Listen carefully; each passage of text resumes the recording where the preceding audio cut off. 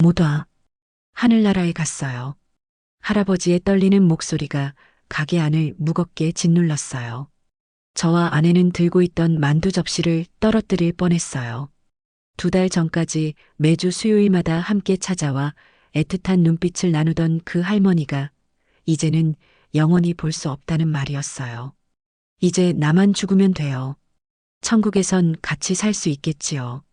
창밖을 바라보며 중얼거리는 할아버지의 모습에 저희 부부는 할 말을 잃었어요. 그들이 부부였지만 아들들의 공평한 효도로 인해 떨어져 살아야 했던 현실을 견우와 직녀처럼 밖에서만 만날 수 있었던 안타까운 사연을 그때서야 알게 되었으니까요. 구독과 좋아요, 댓글로 여러분의 따뜻함을 전해주세요. 제 이름은 박진수예요. 올해로 48살이 되었어요. 아내 수경이와 함께 서울 변두리에서 작은 만두 가게를 운영한 지 벌써 15년째가 되었어요. 처음엔 큰 꿈을 품고 시작했던 것도 아니었어요. 그저 회사에 다니다가 명예퇴직을 당한 후 막막한 중년의 터널에서 찾은 하나의 출구였을 뿐이었어요. 사실 처음 가게를 열 때는 정말 막막했어요. 요리 경험이라고는 라면 끓이는 것 정도였던 제가 음식점을 한다는 게 말이 안 되는 일이었거든요. 하지만 퇴직금으로 시작할 수 있는 일이 그것밖에 없었어요. 아내도 처음엔 반대했었어요. 여보, 정말 괜찮을까요? 우리가 음식점을 해본 적이 있나요? 하지만 선택의 여지가 없었어요. 나이 40이 넘어서 새로 취직하기도 어려웠고, 그렇다고 집에서 놀고 있을 수도 없는 노릇이었어요. 그래서 무작정 시작했어요. 처음 몇 년은 정말 힘들었어요. 손님도 별로 없었고, 만드는 음식 맛도 일정하지 않았어요. 몇 번이나 포기하고 싶었지만 아내의 격려와 함께 버텨냈어요. 가게는 그리 크지 않아요. 테이블 6개에 의자 24개, 주방 한 켠과 계산대가 전부예요. 하지만 이곳에서 보낸 15년은 저에게 예상치 못한 선물을 안겨주었어요. 바로 사람을 관찰하는 재미였어요. 처음 몇 년 동안은 생존하는 것만으로도 벅찼어요. 하루하루 장사가 될까 걱정했고 임대료는 낼 수 있을까 노심초사했어요. 그런데 시간이 지나면서 조금씩 단골 손님들이 생기기 시작했어요. 매일 점심때마다 찾아오는 근처 회사 직원들, 저녁 늦게 술 한잔하며 만두를 안주 삼아 드시는 동네 아저씨들, 주말이면 가족 단위로 찾아오는 젊은 부부들까지요. 그들을 보면서 저는 새로운 재미를 발견했어요. 각자가 품고 있는 저마다의 사연들을 상상하는 것이었어요. 혼자 와서 조용히 만두를 먹는 중년 여성은 어떤 고민을 안고 있을까? 매번 같은 자리에 앉아 신문을 읽는 노신사는 어떤 과거를 가지고 있을까 하는 식으로요. 아내 수경이는 저보다 3살 어려요. 결혼한 지 20해가 넘었지만 여전히 저에게는 수줍던 신부의 모습이 남아있는 여자예요. 물론 세월이 흐르면서 서로에 대한 뜨거운 열정은 잦아들었지만 그 자리를 채운 것은 끈끈한 동반자 의식이었어요. 저희는 이 작은 가게에서 함께 땀 흘리며 서로의 등을 기대고 살아가고 있어요. 그렇게 평범하게 지내던 어느 날 정말 특별한 손님들을 만나게 되었어요. 매주 수요일 오후 3시 시계 바늘이 정확히 3시를 가리킬 때면 어김없이 나타나는 2명의 노인이었어요. 백발이 성성한 할아버지와 할머니였는데 둘 다 70대 후반쯤으로 보였어요. 할아버지는 키가 크고 마른 편이었고 할머니는 작고 아담한 체구였어요. 언제나 깨끗하게 차려입고 오는 모습이 인상적이었어요. 처음 그들을 봤을 때는 그저 다정한 노부부라고 생각했어요. 하지만 시간이 지나면서 뭔가 다른 점을 발견하게 되었어요. 그들은 말을 거의 하지 않았어요. 자리에 앉으면 서로를 바라보며 조용히 만두를 먹을 뿐이었어요. 어서 드세요. 제가 만두를 가져다 드리면 할아버지는 고개를 끄덕이며 인사했어요. 하지만 그게 전부였어요. 가끔 만두를 서로에게 건네주거나 물을 따라주는 작은 행동들이 있었지만 대화다운 대화는 거의 없었어요. 더욱 신기한 것은 그들의 눈빛이었어요. 서로를 바라보는 시선 속에는 말로 표현할 수 없는 무언가가 담겨 있었어요. 때로는 그리움이, 때로는 애타는 마음이, 그리고 종종 눈가에 맺히는 물기까지요. 마치 오랫동안 헤어져 지낸 연인들이 잠시 만난 것 같은 애틋함이 느껴졌어요. 여보, 저 두 분 좀 이상하지 않아요? 수경이가 어느 날 속삭였어요. 저도 같은 생각을 하고 있던 참이었어요. 일반적인 노부부라면 저런 모습일까요? 결혼해서 오랫동안 함께 산 부부라면 서로에 대해 그렇게 간절한 눈빛을 보낼 이유가 있을까요? 부부가 아닐 수도 있겠어요. 제가 말했어요. 그럼 뭐예요? 형제자매? 아니면 첫사랑이거나요. 수경이의 눈이 반짝였어요. 아, 그럴 수 있겠네요. 젊을 때 사랑했는데 어떤 이유로 헤어졌다가 나이 들어서 다시 만난 거예요. 저희는 그날부터 그들의 이야기를 상상하기 시작했어요. 물론 추측에 불과했지만 그들을 보는 재미가 생겼어요. 매주 수요일이 되면 저희는 은근히 기대했어요. 오늘은 어떤 모습일까요? 혹시 말이라도 나눌까요? 그런 호기심으로 그들을 지켜보게 되었어요. 몇 달이 지나면서 저희는 그들의 작은 변화들을 눈치챘어요. 할머니의 걸음걸이가 예전보다 느려진 것 같았어요. 가끔 기침을 하는 모습도 보였고 만두를 먹는 양도 줄어들었어요. 할아버지는 그런 할머니를 더욱 세심하게 챙기는 모습을 보였어요. 물을 더 자주 따라주고 할머니가 기침할 때면 등을 가볍게 두드려주기도 했어요. 괜찮으세요? 할아버지가 작은 목소리로 물어보면 할머니는 고개를 끄덕이며 괜찮다는 표정을 지었어요. 하지만 보기에도 많이 약해진 것 같았어요. 어느 날은 할머니가 갑자기 울음을 터뜨리는 일도 있었어요. 별다른 이유 없이 눈물이 흘러내리는 할머니를 보며 할아버지는 당황한 듯 어쩔 줄 몰라 했어요.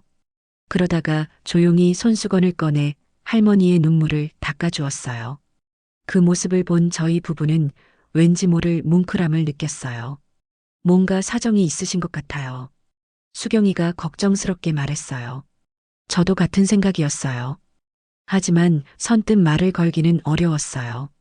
그들만의 조용한 시간을 방해하고 싶지 않았거든요. 그 일이 일어난 것은 어느 쌀쌀한 가을날이었어요. 평소와 다름없이 나타난 두 노인이었지만 할머니의 상태가 심상치 않아 보였어요. 얼굴이 유난히 창백했고 자꾸만 어깨를 들썩였어요. 만두도 거의 손대지 않은 채 그저 할아버지만 바라보고 있었어요. 할아버지는 그런 할머니를 애타게 바라보며 무언가 말하고 싶어 하는 듯 했어요. 하지만 결국 말 한마디 나누지 않은 채 자리에서 일어났어요. 계산을 하러 나온 할아버지의 손이 심하게 떨리고 있었어요. 괜찮으세요? 제가 조심스럽게 물었어요. 할아버지는 고개만 끄덕였어요. 그리고 할머니에게 다가가 조심스럽게 어깨를 감쌌어요. 할머니는 할아버지의 품에 기대며 천천히 자리에서 일어났어요. 두 사람이 문을 열고 나갈 때까지 저희는 말없이 지켜봤어요. 그것이 할머니의 마지막 모습이 될 줄은 그때 몰랐어요. 기다림 그리고 예감. 다음 주 수요일 저희는 평소보다 일찍 가게 정리를 끝내고 기다렸어요. 하지만 3시가 지나도 그들은 나타나지 않았어요. 처음엔 몸이 좀 안 좋아서 늦는 것일 수도 있다고 생각했어요. 일주일이 더 지났어요. 여전히 그들의 모습은 보이지 않았어요. 이때부터 저희는 뭔가 큰일이 일어났을 수도 있다는 불안감을 느끼기 시작했어요. 혹시 할머니가 많이 아프신 건 아닐까요? 수경이가 걱정스럽게 말했어요. 저도 같은 걱정을 하고 있었어요. 마지막에 본 할머니의 모습이 자꾸 떠올랐어요. 그 창백한 얼굴과 떨리는 어깨, 그리고 할아버지를 바라보는 애타는 눈빛까지요. 하지만 저희가 할 수 있는 일은 별로 없었어요. 그들의 연락처도 모르고 어디 사는지도 알 수 없었어요. 그저 다음 주에는 나타나기를 바랄 뿐이었어요. 한 달이 지나고 두 달이 지나면서 저희의 관심도 점점 시들해져 갔어요. 처음엔 매주 수요일마다 그들을 기다렸지만 시간이 흐르면서 일상에 묻혀버렸어요. 그런데 그때 저희는 몰랐어요. 2달 후 다시 나타날 할아버지가 들려줄 이야기가 얼마나 충격적일지를요. 그 조용한 두 노인이 품고 있던 사연이 저희 부부에게 어떤 깊은 생각을 안겨줄지도 모르고 있었어요. 2달이 지난 어느 수요일 오후 정확히 3시에 할아버지가 혼자 나타났어요. 전보다 훨씬 마르고 초췌해진 모습이었지만 분명 그 할아버지였어요. 저는 가슴이 두근거렸어요. 드디어 그들에 대한 궁금증이 풀릴 수 있을 것 같았거든요. 어서 오세요. 오랜만이시네요. 할아버지는 평소 자리에 앉으시더니 한참을 창밖만 바라보셨어요. 저는 조심스럽게 물었어요. 할머니도 곧 오시겠죠? 그때 할아버지가 고개를 저으며 나지막이 말씀하셨어요. 못 와요. 하늘나라에 갔어요. 저와 아내는 들고 있던 만두 접시를 떨어뜨릴 뻔했어요. 예상은 했지만 실제로 들으니 충격이 컸어요. 언제? 1달 전이에요. 할아버지의 목소리가 떨리기 시작했어요. 그리고는 울먹이며 말을 이어가셨어요. 우리 부부예요. 결혼한 지 50년이 넘었어요. 하지만 같이 살지 못했어요. 할아버지의 이야기는 저희가 상상했던 것보다 훨씬 복잡하고 안타까웠어요. 두 분은 수원과 목동에 각각 따로 살고 계셨던 거예요. 큰아들은 수원에, 작은아들은 목동에 살아요. 며느리들이 같은 며느리인데 나만 시부모를 모실 수는 없다고 하더라고요. 할아버지는 쓴웃음을 지으며 말씀하셨어요. 그래서 공평하게 한 분씩 모시기로 했어요. 나는 큰아들 집에, 할머니는 작은아들 집에요. 아내가 놀란 표정으로 물었어요. 그럼 평소에는 만날 수 없으셨던 거예요? 네, 그래서 여기서 만났어요. 일주일에 한 번, 수요일에만요. 저는 가슴이 먹먹해졌어요. 50년을 함께 산 부부가 자식들 때문에 헤어져 살아야 한다니 이게 말이 되는 일인가 싶었어요. 자식들한테 말씀 안 하셨어요? 했죠. 그런데 뭐라고 하는지 아세요? 할아버지의 눈에 눈물이 고였어요. 아버지, 어머니가 보고 싶으시면 전화하시면 되잖아요. 요즘 영상통화도 있고요. 굳이 밖에서 만날 필요가 있어요? 이렇게 말해요. 할아버지는 며느리들과의 갈등이 더 심했다고 하셨어요. 큰 며느리는 할아버지에게 이런 말을 했다고 해요. 아버지, 어머니 만나러 가시는 건 좋은데 왜 하필 우리가 바쁜 수요일에 가세요? 제가 아이들 학원 보내야 하는데 차 써야 한다고요. 작은 며느리는 할머니한테 더 직설적이었대요. 어머니, 이미 헤어져서 사는데 굳이 밖에서 만날 필요가 있어요? 동네 사람들이 뭐라고 할지 모르겠어요. 우리가 모시지 않는 줄 알겠어요. 저는 화가 나기 시작했어요. 어떻게 자식이 부모에게 그런 말을 할 수 있을까요? 그럼 아예 같이 살자고 하시지 그러셨어요? 할아버지가 고개를 저었어요. 해봤어요. 그런데 큰 며느리가 시어머니까지 모시면 집이 좁다고 하고 작은 며느리는 시아버지는 성격이 까다로워서 힘들다고 해요. 그럼 차라리 두 분만 따로 사시지 그러셨어요? 돈이 어디 있어요? 연금으로는 월세도 못 내요. 그리고 할머니가 당뇨가 심해서 누군가 챙겨줘야 했어요. 이 얘기를 듣던 아내가 갑자기 화를 냈어요. 이게 말이 돼요? 부부를 갈라놓다니. 아내의 목소리가 높아졌어요. 그럼 자식들은 뭐예요? 부모님이 그렇게 고생하시는데. 할아버지가 손을 흔들며 말렸어요. 아니에요, 아니에요. 애들도 나름대로 힘들어해요. 요즘 살기가 어렵잖아요. 그래도 그렇죠. 어떻게 50년을 함께 사신 분들을 갈라놓을 수가 있어요. 저도 아내 편을 들었어요. 맞아요. 아무리 그래도 그건 너무하잖아요. 하지만 할아버지는 자식들을 감쌌어요. 이해해요. 요즘 젊은 사람들 힘들다는 거 알아요. 집값은 비싸고 아이들 교육비는 많이 들고 그래도 부모는 부모잖아요. 아내가 울먹였어요. 저희도 시부모님 모시고 사는데 힘들어도 가족이니까 같이 사는 거 아니에요? 할아버지는 할머니의 마지막에 대해서도 말씀해 주셨어요. 할머니가 마지막에 이런 말을 했어요. 여보, 우리 다음 생에는 자식 없이 둘이서만 살아요. 그 말을 듣고 가슴이 찢어지는 줄 알았어요. 저는 목이 메었어요. 자식을 위해 평생을 살았는데 마지막에 자식 없이 살고 싶다는 말을 한다는 게 얼마나 절망스러웠을까요? 그리고 마지막에 제 손을 꼭 잡고 미안해요. 더 오래 살지 못해서라고 했어요. 할아버지가 울기 시작했어요. 제가 미안하다고 해야 하는데 할머니가 저한테 미안하다고 하니까 저와 아내도 같이 울었어요. 이런 슬픈 이야기가 있을 줄 몰랐어요. 자책과 분노. 그날 밤 저희 부부는 잠을 이루지 못했어요. 할아버지의 이야기가 계속 머릿속을 맴돌았어요. 여보, 우리도 저런 부모가 될 수 있을까요? 아내가 걱정스럽게 물었어요. 그럴 리 없어요. 우리 아이들은 안 그럴 거예요. 하지만 확신이 서지 않았어요. 요즘 젊은 사람들은 정말 힘들게 살고 있으니까요. 우리 아이들도 나중에 결혼해서 살림살이가 힘들어지면 저희를 부담스러워할 수도 있을 것 같았어요. 저 할아버지 말씀이 맞아요. 요즘 애들 힘든 거 맞아요. 그래도 부모를 갈라놓는 건 너무 심해요. 그렇죠. 차라리 좀 힘들어도 같이 모시면 되는 건데. 저희는 밤새 이런 얘기를 했어요. 그리고 저희 자신도 반성하게 되었어요. 사실 저희도 완전히 깨끗한 건 아니었어요. 저희 부모님들도 나이가 드시면서 몸이 불편해지시고 있었거든요. 특히 장모님이 작년부터 치매 초기 증세를 보이고 계셨어요. 여보, 우리도 솔직히 장모님 모시는 게 부담스럽긴 해요. 그래도 내버려 둘 수는 없잖아요. 그렇죠. 하지만 가끔 힘들 때가 있어요. 특히 가게 일로 바쁠 때는요. 저희도 할아버지 자식들을 완전히 비난할 수는 없었어요. 현실적으로 정말 힘든 게 맞았거든요. 그래도 저런 식으로 부부를 갈라놓는 건 안 되죠. 맞아요. 우리는 절대 그러지 말아요. 하지만 마음 한편으로는 불안했어요.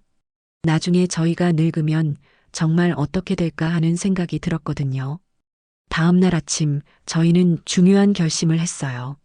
여보, 우리 할아버지한테 뭔가 도움이 될 일을 해보지 않을래요? 어떤 도움이요? 잘 모르겠지만 뭔가 할 수 있는 일이 있을 것 같아요. 저는 막연하게나마 할아버지를 도와드리고 싶었어요. 그분이 너무 불쌍해 보였거든요. 그런데 뭘 할 수 있을까요? 일단 할아버지와 더 얘기를 해봐야겠어요. 혹시 자식들과 화해할 방법이 있을지도 모르고요. 그렇네요. 우리가 중간에서 뭔가 역할을 할 수 있을지도 몰라요. 하지만 곧 현실적인 문제에 부딪혔어요. 저희가 과연 무엇을 할 수 있을까요? 남의 가족사에 끼어들 수 있는 건가요? 여보, 괜히 나서면 더 문제가 될 수도 있어요. 그렇긴 하지만 그냥 보고만 있을 수는 없잖아요. 저희는 고민에 빠졌어요. 할아버지를 도와드리고 싶지만 어떻게 해야 할지 막막했어요. 그리고 이 일이 저희에게도 어떤 변화를 가져올지 알 수 없었어요. 하지만 한 가지는 확실했어요. 저희는 이 일을 그냥 넘어갈 수 없었어요. 할아버지의 슬픈 이야기가 저희 마음을 너무 깊이 건드렸거든요. 뭔가 행동을 해야겠다는 생각이 들었어요. 비록 어떤 결과를 가져올지는 모르지만요. 그 다음 주 수요일에도 할아버지는 오셨어요. 이번엔 더 일찍 2시 반쯤에 나타나셨어요. 평소보다 30분이나 일찍이었죠. 저는 뭔가 말씀드리고 싶어서 안절부절 못했어요. 할아버지는 여전히 혼자 앉아서 만두를 드시고 계셨어요. 하지만 이전과는 다른 점이 있었어요. 자꾸만 시계를 보셨거든요. 마치 누군가를 기다리는 것처럼요. 할아버지, 혹시 저는 말을 꺼내려다가 멈췄어요.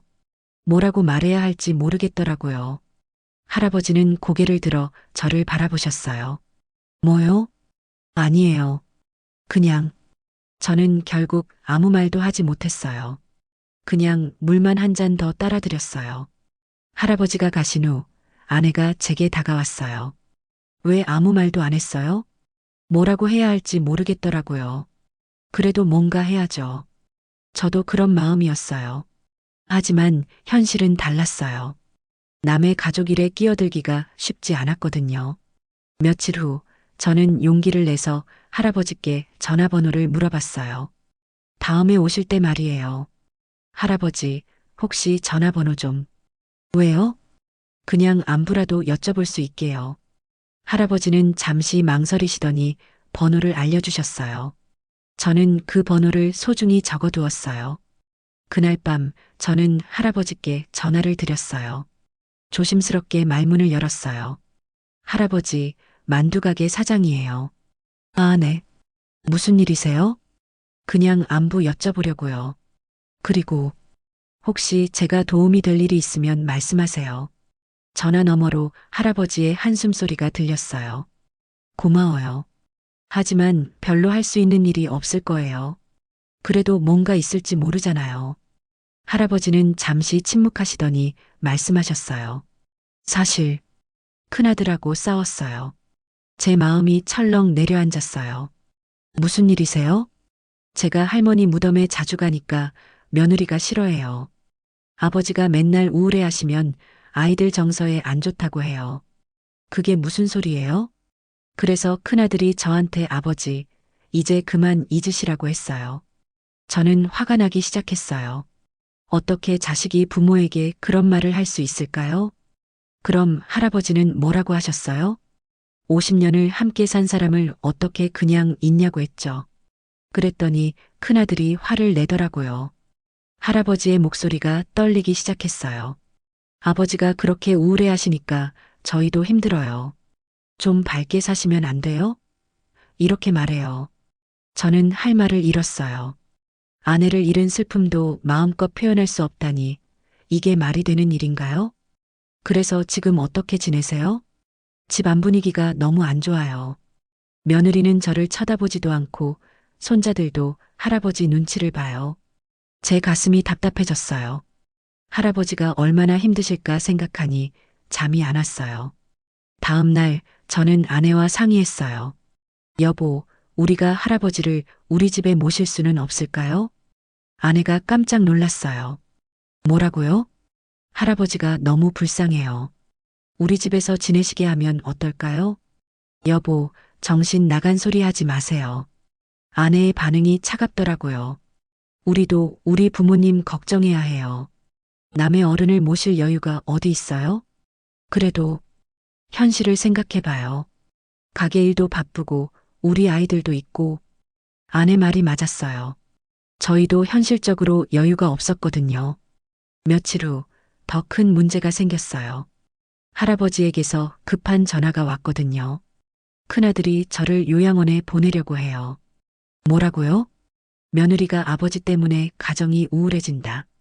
전문적인 곳에서 치료받으시는 게 낫겠다고 해요. 저는 당황했어요. 요양원이라니 그건 너무했어요. 할아버지, 그럼 작은 아들 집은 어때요? 거기도 마찬가지예요. 작은 며느리가 시아버지까지 모시면 너무 힘들다고 해요. 저는 머리가 복잡해졌어요. 도대체 어떻게 해야 할까요? 할아버지, 일단 우리 가게로 오세요. 상의해봐요. 1시간 후 할아버지가 오셨어요. 평소보다 훨씬 초췌해 보이셨어요. 눈이 빨갛게 부어 있는 걸 보니 많이 우셨나 봐요. 할아버지, 진짜 요양원에 가실 거예요? 별 수 없죠. 애들이 그렇게 힘들어하는데. 할아버지는 체념한 듯한 표정이셨어요. 요양원에 가면 할머니 무덤도 못 가시는데. 그래서 더 괴로워요. 할머니한테 약속했거든요. 자주 와서 이야기하겠다고. 저는 가슴이 터질 것 같았어요. 이런 일이 있어도 되는 건가요? 아내도 울먹이며 말했어요. 할아버지, 우리가 뭐라도 할 수 있는 일이 없을까요? 고마워요. 하지만 어쩔 수 없어요. 그때 저는 갑자기 한 가지 생각이 들었어요. 할아버지, 혹시 자식들이 직접 할머니를 그리워하는 할아버지를 보면 마음이 바뀔까요? 무슨 뜻이에요? 할머니 무덤에 함께 가는 거예요. 저희가 모시고 가서 할아버지가 할머니를 얼마나 그리워하시는지 보여드리는 거죠. 할아버지가 고개를 저었어요. 애들이 올 리 없어요. 바쁘다고 할 거예요. 그래도 한번 시도해 볼 만 하지 않아요? 저는 마지막 희망이라도 붙잡고 싶었어요. 이대로 포기할 수는 없었거든요. 할아버지, 자식들에게 편지를 써보시는 건 어떠세요? 할아버지 진심을 전하는 편지를요. 편지요? 네, 할아버지가 얼마나 할머니를 그리워하시는지, 그리고 가족이 함께 있는 게 얼마나 소중한지 써보세요. 할아버지는 한참을 생각하시더니 고개를 끄덕이셨어요. 한번 해볼게요. 비록 소용없을 것 같지만 포기하시면 안 돼요. 마지막까지 해봐야죠. 그날 밤 저는 잠을 이룰 수 없었어요. 할아버지의 편지가 과연 통할까요? 자식들의 마음을 돌릴 수 있을까요? 아니면 이것도 헛된 희망일 뿐일까요? 하지만 포기할 수는 없었어요. 비록 작은 가능성이라도 할아버지를 위해 끝까지 노력해야겠다고 생각했어요. 그리고 이 일을 통해 저희도 무언가를 배우고 있다는 느낌이 들었어요. 가족의 진짜 의미가 무엇인지, 사랑하는 사람을 잃는다는 게 얼마나 아픈 일인지 말이에요. 내일이면 할아버지가 편지를 쓰기 시작하실 거예요. 과연 그 편지가 기적을 만들어낼 수 있을까요? 저는 간절히 기도했어요. 부디 할아버지에게 희망이 생기기를, 그리고 가족들이 다시 화해할 수 있기를 말이에요. 일주일이 지났어요. 할아버지는 약속대로 편지를 쓰셨다고 하셨어요. 하지만 아직 자식들에게 전하지는 못하셨대요. 무슨 말을 써야 할지 모르겠어요. 할아버지가 주머니에서 편지지 몇 장을 꺼내셨어요. 손글씨로 빼곡히 쓰여 있었어요. 몇 번이나 다시 썼어요. 그런데 자꾸 눈물이 나서 저는 그 편지를 읽어보고 싶었지만 참았어요. 너무 사적인 내용일 테니까요. 할아버지, 진심을 담아 쓰신 거면 분명히 통할 거예요. 그럴까요? 네, 자식들도 마음이 있잖아요. 하지만 저도 확신은 없었어요. 요즘 젊은 사람들이 얼마나 바쁘고 현실적인지 알고 있었거든요. 며칠 후 할아버지에게서 전화가 왔어요. 목소리가 달랐어요. 평소보다 밝은 기운이 느껴졌어요. 큰아들이 편지를 읽었어요. 어떻게 반응하셨어요? 울더라고요. 그러면서 아버지, 미안하다고 했어요. 제 마음도 덩달아 따뜻해졌어요. 정말요? 그럼 요양원 이야기는 어떻게 됐어요? 일단 보류래요. 다시 상의해보자고 하네요. 비록 완전한 해결은 아니었지만 희망이 보였어요. 그 다음 수요일 할아버지는 평소보다 일찍 오셨어요. 그런데 혼자가 아니었어요. 30대 후반쯤 보이는 남자분이 함께 오셨거든요. 아, 이분이 제 큰아들이에요. 큰아들은 저에게 정중히 인사했어요. 안녕하세요. 아버지가 평소 신세를 많이 졌다고 하시더라고요. 아니에요. 저희가 더 많이 배웠어요. 큰아들의 표정이 어두웠어요. 뭔가 말하고 싶어 하는 것 같았어요. 할아버지가 만두를 드시는 동안 큰아들이 저에게 조용히 말했어요. 아버지 편지를 읽고 정말 충격받았어요. 어떤 내용이었는데요? 아버지가 어머니를 얼마나 그리워하시는지, 그리고 저희가 얼마나 몰랐는지 쓰셨어요. 큰아들의 눈가가 촉촉해졌어요. 특히 할머니와 마지막 만날 때 손을 놓지 않으려고 했는데 그것도 며칠밖에 못했다는 부분에서 그는 말을 잇지 못했어요. 저희가 너무 이기적이었어요. 아버지 마음은 생각하지 못하고 저는 그 큰아들이 진심으로 반성하고 있다는 걸 느꼈어요. 이제라도 깨달으신 거면 다행이에요. 앞으로는 달라질 거예요. 아버지와 어머니를 같이 모시려고 해요. 정말요? 네, 아내와도 상의했어요. 처음엔 반대했지만 편지를 보여줬더니 아내도 울더라고요. 할아버지는 그 대화를 듣고 계셨는지 모르겠어요. 하지만 표정이 많이 밝아져 있었어요. 큰아들이 일어나며 말했어요.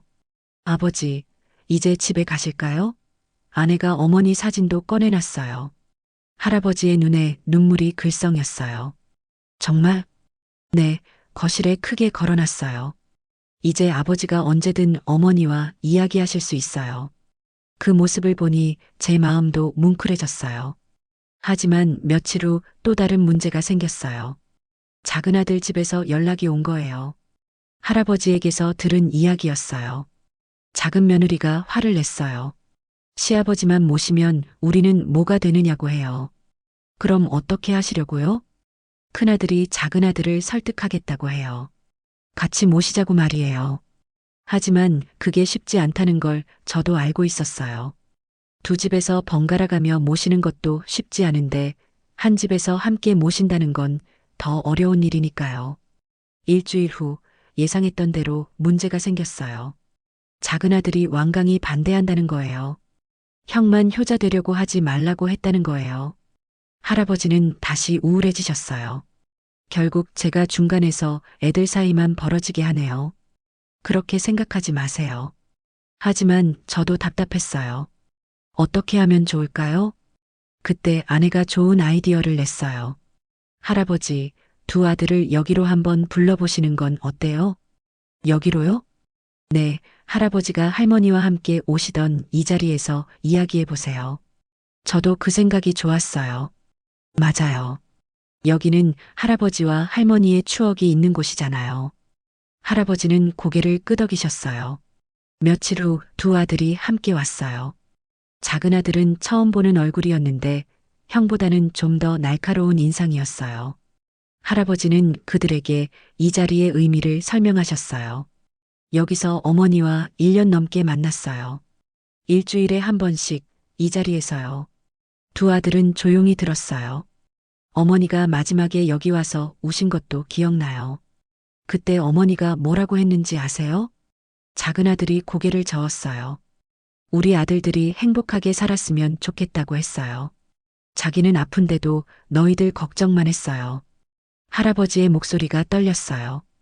그런 어머니를 위해서라도 형제가 싸우면 안 되지 않겠니? 작은 아들의 표정이 조금씩 누그러졌어요. 아버지, 나는 어디 있든 상관없어. 하지만 너희가 나 때문에 사이가 나빠지는 건 견딜 수 없어. 큰아들이 동생에게 말했어요. 동생아, 우리 힘을 합쳐보자. 못할 것도 없잖아. 형, 현실적으로 생각해봐. 두 집 살림도 힘든데. 그럼 다른 방법을 찾아보자. 아버지 근처에 작은 집이라도 얻어드리든지. 저는 그 대화를 들으며 조금씩 희망을 갖기 시작했어요. 두 아들은 그날 오랫동안 이야기했어요. 때로는 목소리가 높아지기도 했지만 싸우지는 않았어요. 마침내 작은 아들이 말했어요. 알겠어요. 우리끼리 방법을 찾아볼게요. 할아버지의 얼굴에 환한 미소가 떠올랐어요. 그로부터 한 달 후 할아버지에게서 기쁜 소식을 들었어요. 두 아들이 힘을 합쳐서 제 근처에 작은 원룸을 구해줬어요. 정말요? 네, 큰아들 집에서 도보 10분 거리예요. 매일 볼 수 있어요. 작은 아들은 어떻고요? 주말마다 오기로 했어요. 그리고 큰일 있을 때는 언제든 도와주겠대요. 할아버지는 정말 행복해 보이셨어요. 무엇보다 할머니 사진을 크게 걸어놨어요. 이제 매일 할머니와 이야기할 수 있어요. 정말 다행이에요. 마지막 날 할아버지는 저희에게 깊이 감사 인사를 하셨어요. 정말 고마워요.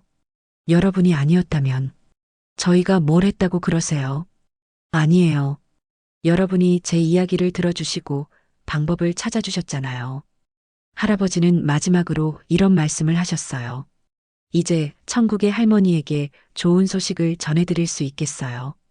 여보, 우리 아들들이 화해했어요. 그리고 좋은 사람들을 만나 도움을 받았어요. 라고 말이에요. 그 말을 들으니 제 마음도 따뜻해졌어요. 우리가 한 일이 정말 의미 있는 일이었다는 생각이 들었어요. 그날 밤 아내와 저는 오랫동안 이야기했어요. 여보, 우리도 나중에 늙으면 저런 할아버지가 될 수 있겠네요. 그렇죠. 하지만 우리는 미리 준비하면 될 것 같아요. 어떻게요? 아이들과 더 많이 소통하고 서로 이해하려고 노력하는 거죠. 저희는 이 일을 통해 많은 걸 배웠어요. 가족의 소중함, 소통의 중요성, 그리고 포기하지 않는 희망의 힘을 말이에요. 한 달 후 할아버지가 다시 저희 가게에 오셨어요. 하지만 이번엔 완전히 달라진 모습이었어요. 얼굴에 생기가 돌았고 걸음걸이도 훨씬 가벼워 보였어요. 안녕하세요. 할아버지의 인사소리가 전과는 달랐어요. 밝고 활기찼어요.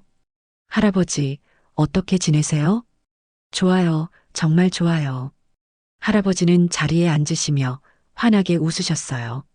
새 집은 어떠세요? 아, 정말 좋아요. 작지만 제가 살기엔 충분해요. 할아버지는 핸드폰을 꺼내 사진을 보여주셨어요. 작지만 깔끔하게 정리된 원룸이었어요. 벽에는 할머니의 큰 사진이 걸려 있었고요. 매일 아침 할머니와 인사해요. 여보, 잘 잤어요? 하면서요. 그 말씀을 들으니 제 마음도 따뜻해졌어요. 자식들과는 어떻게 지내세요?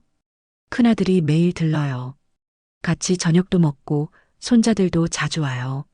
할아버지의 목소리에 행복이 묻어났어요. 작은 아들도 주말마다 와요. 며느리도 이제는 웃으며 인사해요. 정말 다행이라는 생각이 들었어요. 며칠 후 할아버지는 두 아들과 함께 오셨어요. 이번에는 며느리들도 함께였어요. 그리고 초등학생쯤 되어 보이는 손자, 손녀들까지요. 큰 며느리가 저에게 인사했어요. 안녕하세요. 아버지가 늘 고마워하세요. 여기서 큰 도움을 받으셨다고요. 저희가 뭘 했다고 그러세요? 아니에요. 정말 감사해요. 큰 며느리의 표정이 전과는 완전히 달라져 있었어요. 진심으로 미안해하는 것 같았어요. 작은 며느리도 말했어요. 제가 너무 이기적이었어요. 아버님 마음은 생각하지 못하고 이제라도 깨달으신 거면 다행이에요. 손자들이 할아버지 곁에 앉아 만두를 먹는 모습이 정말 보기 좋았어요. 할아버지는 손자들에게 만두를 떼어주시면서 행복해 하셨어요. 할아버지, 할머니는 어디 계세요? 작은 손녀가 물었어요. 할아버지가 하늘을 가리키며 말씀하셨어요. 하늘에서 우리를 내려다보고 계셔. 우리가 이렇게 함께 있는 걸 보시고 기뻐하실 거야. 손녀가 고개를 끄덕였어요. 그럼 할머니도 만두 좋아하셨어요?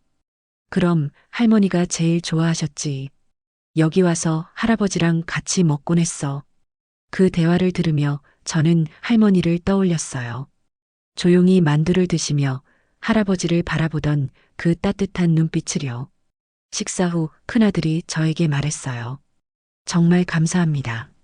아버지가 편지 쓸 용기를 주신 것도 저희를 여기로 불러주신 것도 가족이니까 당연한 거 아니에요. 아니에요. 저희가 너무 바빠서 아버지 마음을 몰랐어요. 큰아들의 목소리가 떨렸어요. 이제는 달라질 거예요. 아버지와 더 많은 시간을 보내려고 해요. 작은 아들도 덧붙였어요. 형 말이 맞아요. 아버지가 혼자 계실 때가 너무 길었어요. 두 형제가 서로를 보며 웃었어요. 예전처럼 사이좋은 형제로 돌아간 것 같았어요. 그로부터 한 달이 더 지났어요. 할아버지는 이제 규칙적으로 저희 가게에 오셨어요. 하지만 예전처럼 쓸쓸한 모습이 아니었어요. 때로는 큰아들과 때로는 손자들과 함께 오셨어요. 어느 날 할아버지가 특별한 이야기를 해주셨어요. 어젯밤에 꿈에서 할머니를 만났어요. 어떤 꿈이셨어요? 할머니가 웃으며 말하더라고요. 여보, 이제 마음 놓겠어요. 아이들이 다 착하게 컸네요 라고요. 할아버지의 눈가가 촉촉해졌어요. 그리고 고마워요. 끝까지 우리를 지켜줘서라고 하시더라고요. 저도 모르게 눈물이 날 것 같았어요. 할머니께서 안심하고 계시겠어요. 네, 이제는 정말 편하네요. 그 무렵 저희 가게에도 변화가 생겼어요. 할아버지 이야기를 들은 단골 손님들이 가족의 소중함에 대해 얘기하기 시작했거든요. 한 손님이 말했어요. 저도 부모님께 더 자주 안부 전화드려야겠어요. 다른 손님도 거들었어요. 맞아요. 바쁘다고 미루기만 했는데 저희 가게가 단순히 만두를 파는 곳이 아니라 사람들이 가족에 대해 생각해보는 공간이 된 것 같았어요. 어느 추운 겨울날 할아버지가 큰 봉투를 들고 오셨어요. 이게 뭐예요? 할머니가 생전에 뜨던 목도리예요. 사장님과 사모님께 드리려고요. 아내가 깜짝 놀랐어요. 이런 걸 어떻게 받아요? 받으세요. 할머니가 살아계셨다면 분명히 여러분께 띄워드렸을 거예요. 저희는 그 목도리를 소중히 받았어요. 할머니의 따뜻한 마음이 전해지는 것 같았어요. 봄이 왔을 때 할아버지는 더욱 특별한 소식을 전해주셨어요. 손자가 장문에서 상을 받았어요. 무슨 장문이에요? 우리 할아버지라는 제목으로 써서 학교에서 금상을 받았어요. 할아버지가 자랑스러워 하시는 모습이 정말 보기 좋았어요. 손자가 뭐라고 썼는데요? 할아버지는 할머니를 정말 사랑하세요. 그래서 우리도 할아버지를 사랑해요라고 썼대요. 그 말을 들으니 가슴이 뭉클해졌어요. 몇 달 후 할아버지의 첫 번째 기일이 다가왔어요. 할머니의 기일 말이에요. 가족들이 모두 성묘를 가기로 했어요. 할아버지가 말씀하셨어요. 처음으로 온 가족이 함께 가는 거예요. 정말 의미 있는 일이라는 생각이 들었어요. 기일 다음 날 할아버지가 오셔서 그날 이야기를 들려주셨어요. 할머니 앞에서 손자들이 인사했어요. 할머니, 저희가 할아버지 잘 모실게요라고요. 할아버지의 목소리가 떨렸어요. 그리고 며느리들도 어머님 죄송했습니다. 이제는 가족이 다 함께 할게요라고 했어요. 저는 그 모습을 상상만 해도 감동적이었어요. 그해 가을 할아버지는 저희에게 마지막 선물을 주셨어요. 사장님, 사모님, 제가 책을 하나 썼어요. 책이요? 네, 할머니와의 사랑 이야기를 담은 수필이에요. 할아버지가 얇은 책 한 권을 꺼내셨어요. 그리움은 사랑이다라는 제목이었어요. 여러분 이야기도 나와요. 저희를 도와주신 따뜻한 분들로요. 저희는 그 책을 받아들고 감동했어요. 이 책의 인쇄는 모두 독거노인들을 위해 기부할 거예요. 할아버지의 마지막 선물이었어요. 이제 1년이 지났어요. 할아버지는 여전히 저희 가게의 단골 손님이에요.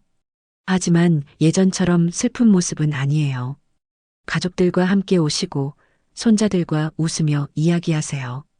때때로 빈 의자를 바라보며 할머니를 그리워하시지만 그 그리움마저 이제는 아름다워 보여요. 저희도 이 일을 통해 많은 걸 배웠어요. 가족의 소중함, 사랑의 진짜 의미, 그리고 포기하지 않는 희망의 힘을요. 무엇보다 작은 관심과 따뜻함이 누군가에게는 큰 위로가 될 수 있다는 걸 알게 되었어요. 지금도 저희 가게에는 여러 사연을 가진 분들이 찾아와요. 그때마다 저희는 할아버지가 보여주신 것처럼 따뜻한 마음으로 그분들을 맞이해요. 사랑은 죽음보다 강하다고 했나요?